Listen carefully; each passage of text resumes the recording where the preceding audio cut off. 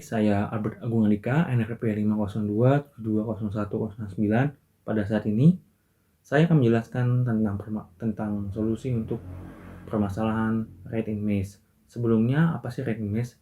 Red in Maze adalah sebuah permasalahan yang dimana terdapat sebuah tikus di labirin yang ingin mencari makanannya itu di dalam labirin tersebut. Nah, seperti yang kita ketahui bahwa labirin itu terdapat jalan-jalan yang buntu dan menjebak.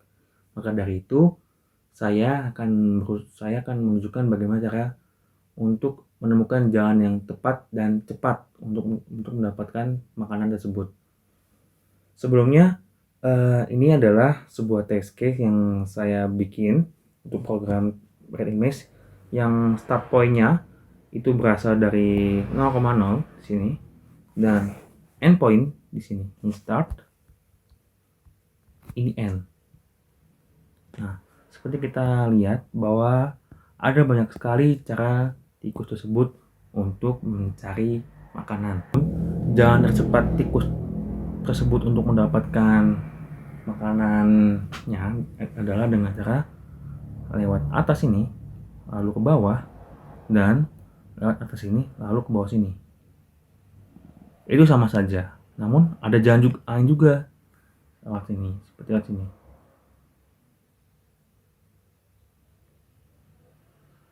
Permasalahannya, mana jalan yang tercepat dan mana jalan yang menjebak. Seperti yang ini. Jika kita terus ke sini, berarti kan dia terjebak, dia tidak bisa kembali lagi. Nah, caranya itu yang pertama, saya ingin membuat sebuah algoritma yang dimana ketika tikus berada di posisi suatu titik, misalnya di tengah-tengah sini, dia akan memanggil fungsi itu kembali, fungsi untuk mencari jalannya itu untuk posisi sebelah kanannya, atasnya, kirinya, atau bawahnya. Nah, begitupun selanjutnya jika saya memanggil bawahnya tersebut juga harus memanggil kirinya, atasnya, kanannya, dan bawahnya. Nah, kapan fungsi tersebut akan selesai? Fungsi tersebut akan selesai apabila sebuah jalan buntu dan atau mencapai di posisi 9,9 ini. Misalnya, jika kita berada di poin titik sini, pasti dia tidak bisa kemana-mana. Lalu dia harus mengembalikan sebuah nilai tersebut. Nah, masalahnya, jika seperti ini, jika kita misalnya saya akan memulai sebuah pemanggilan untuk titik yang ini. Berarti saya akan memanggil untuk titik kiri, titik atas, titik kanan, titik bawah. Pertama saya memanggil untuk titik kiri. Titik kiri urutannya adalah ke kiri, ke atas, ke kanan. Nah, seperti kita ketahui bahwa kanan tersebut sudah kita lalui. Nah, salah satu syarat dari untuk mencari makanan tersebut, kita tidak boleh melalui jalan yang sama lagi. Jadi kita harus menandai jalan yang sudah kita tandai. Itu dia. Jadi pertama, kita harus melihat mana jalan yang buntu dan kita harus menandai mana jalan yang sudah dilewati. Akan saya tunjukkan dalam sebuah program berikut ini. Baik, saat ini saya sudah membuka program yaitu Red in Maze punya saya. Pertama saya akan mendeklar array untuk pertama array art yang dimana itu adalah input dari user, lalu ada fish untuk menandai jalan mana yang sudah dilalui, lalu ada ans untuk hasil sementara program kita nanti, lalu ada ans terakhir itu hasil dari program kita yang sudah kita modifikasi. Namun untuk yang akan terakhir akan kita bahas nanti. Lalu saya juga mendeklar dua variabel, yaitu maksud saya dua function, yaitu integer BFS yang terdiri dari 3 parameter, integer i, integer j, dan integer urutan. Adapun i dan j adalah elemen-elemen di dalam sebuah array 2x2 itu. Lalu ada urutan, yaitu urutan dari langkah-langkah yang sudah dilalui oleh tikusnya. Lalu ada void bfx back, itu yang akan saya bahas selanjutnya. Nah, pertama saya menginput sebuah metrik yang dimasukkan oleh user. Lalu saya membatasi input dengan output dengan sebuah garis-garis ini, dash. Lalu saya memanggil BFS untuk 0, 0, 1. Kenapa 0, 0? Karena kita memulai perjalanan tikus ini dari titik 0, 0, dan 1 itu menandai jalan dia yang ke 1. Baik, kita masuk ke integer BFS. Baik, saat ini saya akan memulai untuk BFS-nya. Pertama saya membuat if yang dimana i lebih besar daripada 0 dan i kurang dari 10. Kenapa begitu? Karena indeks array dimulai dari 0 dan pada kasus ini kita harus memulai dari 0 i-nya dan tidak lebih dari 10. Karena misalnya kita membuat matriks 9 kali 9, 10 kali 10 maksud saya, itu indeks terakhirnya adalah 9. Begitupun dengan j. Dan fish not. Fish-nya harus bernilai 0. Kenapa 0? 0 berarti belum pernah dan 1 berarti pernah. Berarti belum pernah, maksudnya belum pernah dilalui oleh tikus tersebut, dan jika 1 berarti pernah dilalui oleh tikus tersebut. Lalu ARIJ sama dengan 1, karena saya buat ini karena kita juga ingin memilih mana jalan yang buntu dan tidak. Baik. If i sama dengan 9 dan j sama dengan 9. Saya membuat kondisional ini karena saya ingin tikus tersebut jika mencapai posisi tersebut tidak mencari jalan setelahnya. Maksudnya kan tujuan dia berjalan itu kan untuk mencari makanannya. Tidak mungkin ketika sudah mencari makanannya dia malah mencari jalan lain, karena tujuannya dia sudah tercapai, itu mendapatkan makanannya. Nah, di saat itu saya ingin membuat ans ij itu bernilai urutan, karena saya ingin menandai untuk mencapai di posisi tersebut, untuk mencapai di posisi finish tersebut sudah langkah keberapa itu. Lalu visit i sama dengan j bernilai 0. Ini saya buat karena misalnya ketika saya pada saat start itu saya memulai start dari sebelah kiri posisi awal, dan saya sudah mencapai ujung dengan awalan start melalui kiri. Nah, padahal mungkin sebenarnya jika lewat bawah juga bisa untuk mencapai ke finish tersebut maksud saya. Namun apabila visit tersebut sudah ditandai dengan 1, berarti dia tidak bisa memasuki garis finish tersebut, nggak bisa memasuki matrix finish tersebut. Makanya saya membuat visit i dan j sama dengan 0.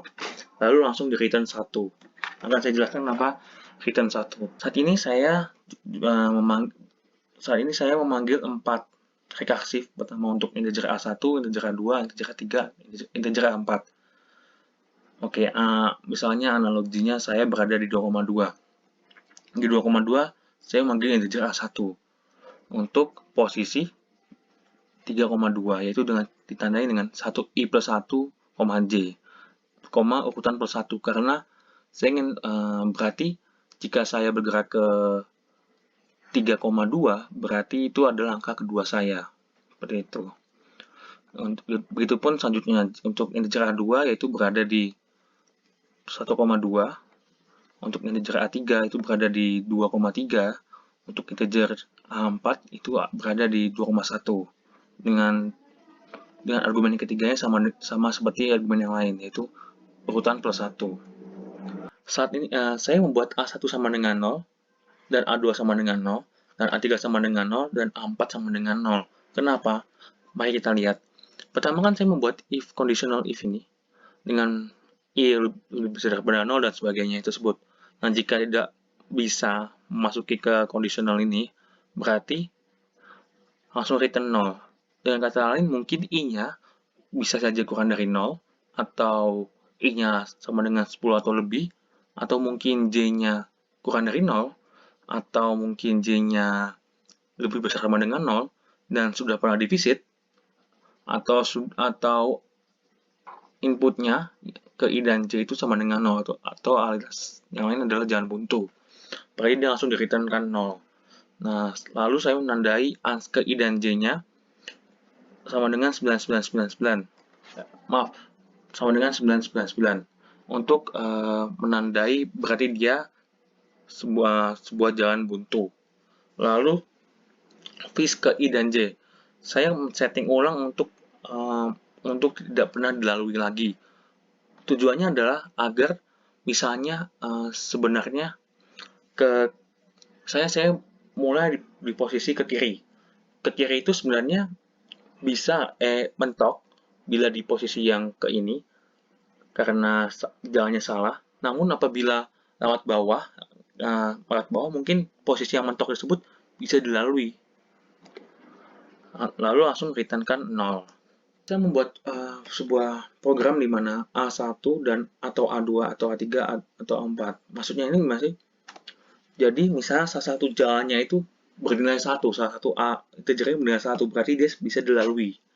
Nah, berarti kalau bisa saya menandai jalan yang bisa dilalui tersebut di ans-nya, di array ans-nya dengan langkah keberapa dia. Misalnya untuk ke kiri saya, misalnya tadi seperti contohnya saya berpindah ke posisi kiri dan posisi kiri tersebut bukan jalan buntu, berarti itu adalah langkah kedua saya. Untuk visit IJ-nya saya tandai 0 karena saya ingin membuat jalan yang saat ini sedang dilalui tersebut untuk setting belum pernah dilalui dengan tujuan agar pilihan jalan yang lain tuh bisa melalui jalan tersebut.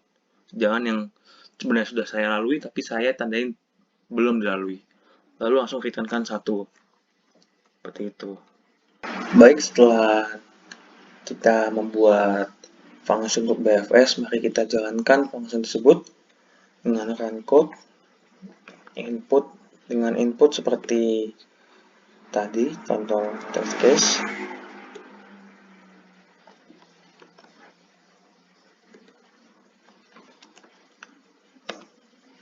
Bisa dilihat bahwa terdapat dua variasi angka, yaitu pertama angka yang berurutan, yaitu 1, 2, 3, dan seterusnya, yaitu itu menunjukkan sebuah langkah, berapa langkah yang sudah ditempuh dari posisi start, lalu dan angka 999. Ini menunjukkan jalan buntu, jadi jalan yang tidak bisa dilalui. Mungkin untuk test case ini sudah terlihat jelas mana jalan yang harus ditempuh. Mari kita ganti test case tersebut dengan test case yang lain untuk melihat contoh hasil lainnya.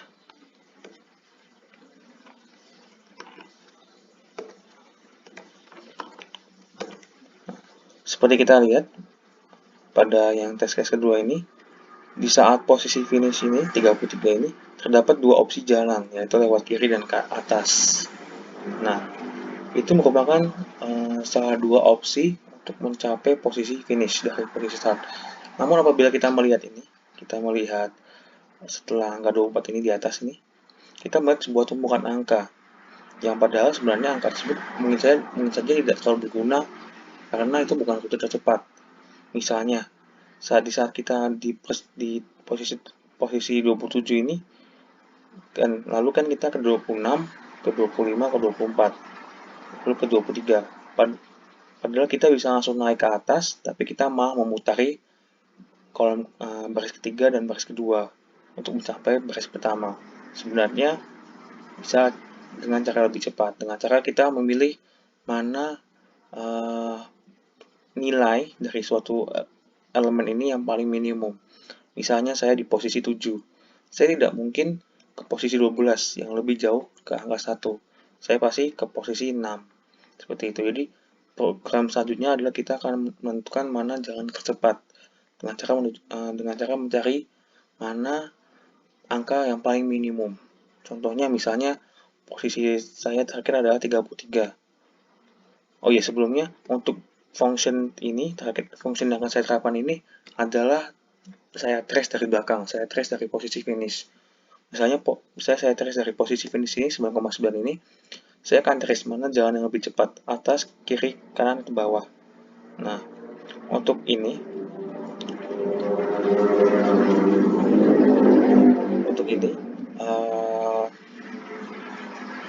saya membuat 999 ini bukan tanpa alasan karena saya ingin membuat sebuah angka jalan buntu ini semaksimal mungkin agar tidak dilewati oleh tikus tersebut. Maka dari itu, saya menggunakan angka tersebut. Balik ke soal tadi tentang saya di posisi terakhir ini, di posisi 9,9 ini, saya bisa memilih atas atau kiri, karena sama-sama memiliki angka yang sama, yaitu 32. Namun apabila saya berada di posisi 29 ini, saya harus memilih mana angka yang paling minimum, 999 atau 28 atau balik lagi ke 30. Pasti ke 28. Maka dari itu, kiri kanannya ini tidak akan dianggap sebagai jalan buntu. Nah, apabila kita berada di posisi misalnya posisi 3. Di 3 ini saya harus memilih mana jalan yang paling cepat untuk mencapai posisi start. Apakah ke angka 2 ini, apakah ke angka 14, apakah ke angka 4. Karena kita mencari yang lebih minimum, angka yang lebih minimum, maka kita memilih angka 2. Nah, kita lihat di contoh ini, kita menggunakan BFS back, yaitu kita trace dari belakang.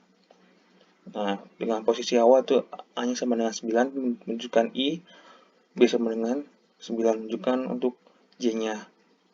Nah, while A tidak sama dengan 0 dan atau B tidak sama dengan 0, maksudnya ketika berada di posisi atas, di posisi yang start itu, kita bisa menjalankan program tersebut seperti ini. Nah, apabila misalnya yang atas itu lebih minimum daripada kiri, kanan, atau bawahnya, berarti dia harus dikurangin A. Begitupun yang lain. Misalnya di kiri ini lebih minimum daripada lainnya, berarti dikurangin B untuk menuju ke posisi yang paling minimum tersebut. Lalu apabila kita sudah mencapai A sama dengan 0 dan B sama dengan 0, kita langsung mengfinish while tersebut seperti itu. Baik, setelah kita menelusuri BFS back itu, mari kita terapkan BFS back itu. Nah, kita akan uncomment ini, BFS back ini. Sebentar. Lalu kita save. Nah, untuk outputnya bukan lagi ans, tapi ans terakhir. Seperti kita lihat bahwa kita menyimpan jawabannya itu ada di ans terakhir. Dan untuk jalan yang buntu tersebut akan bernilai 0. Dan jalan yang bisa dilalui akan bernilai 1. Terakhir, kita jalankan. Berikutnya, kita gunakan code yang tadi yang terdapat 2 jalan.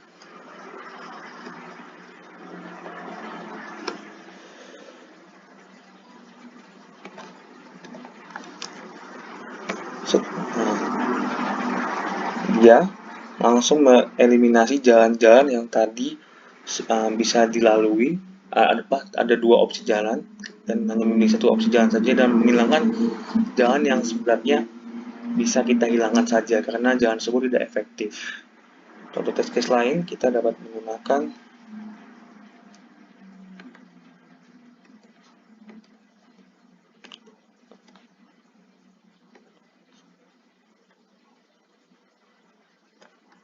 ini. Coba. Nah, sama halnya dengan ini, dia bisa memilih mana jalan yang tercepat untuk sampai ke posisi finish. Ya. Sekian dari saya. Apabila ada kata-kata yang saya salah, mohon dimaafkan. Terima kasih semuanya.